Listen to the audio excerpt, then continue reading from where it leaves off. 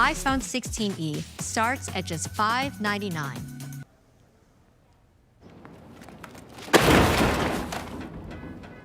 So Apple has officially lost the plot with the iPhone 16e. I've had some time to process this, and yes, Apple has completely forgotten why the iPhone SE even existed in the first place. This phone was supposed to be an affordable way to get into Apple ecosystem, making it easier for people to switch to iOS. But at $600 with all these compromises, it does the exact opposite.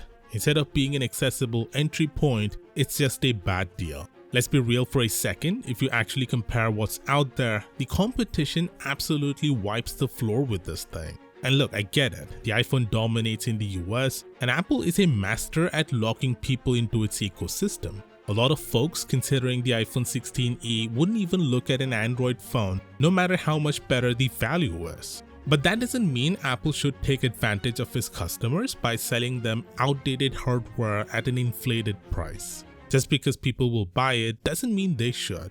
And honestly, Apple could have avoided all this backlash if they just priced it right.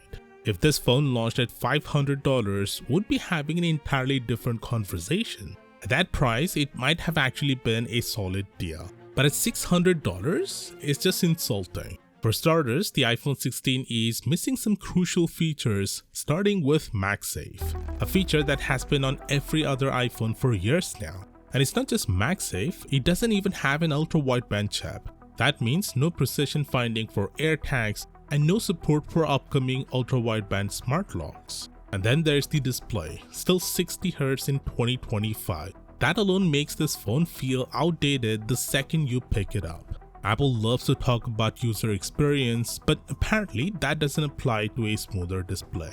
And here's another classic Apple move, marketing a limitation as a feature. They're calling the single lens camera a 2-in-1 setup, which is just a fancy way of saying digital zoom. Every phone can crop into an image and call it telephoto, but Apple acts like they've reinvented the smartphone photography. Under the hood, you get an A18 chip. Sounds great, until you realize it's been nerfed compared to the regular iPhone 16. It has fewer GPU cores, because why not cut corners even more? And it doesn't stop there. The phone also debuts Apple's first in-house modem. But guess what? It's likely worse than Qualcomm's. No millimeter wave, probably no Wi-Fi 6E, because again, why not?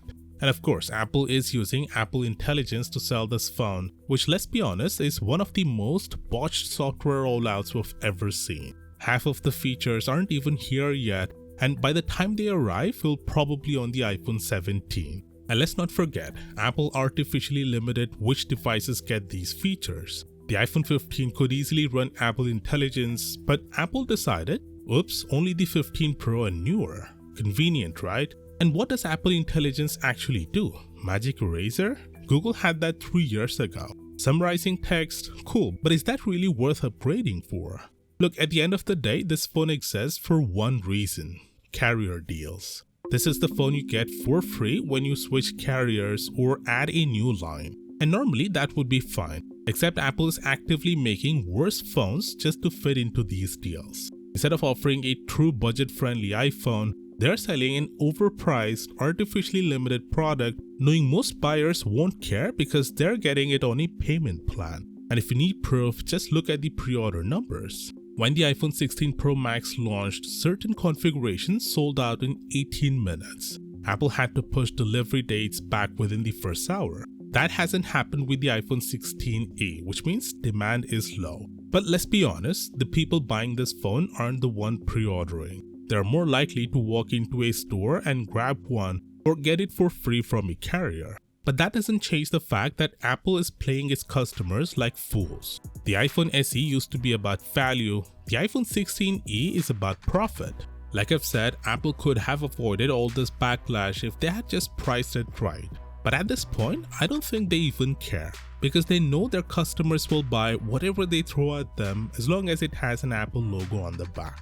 Now Samsung is finally delivering something we've all been asking for with the S26 Ultra. Click here to watch the full video and I'll see you there.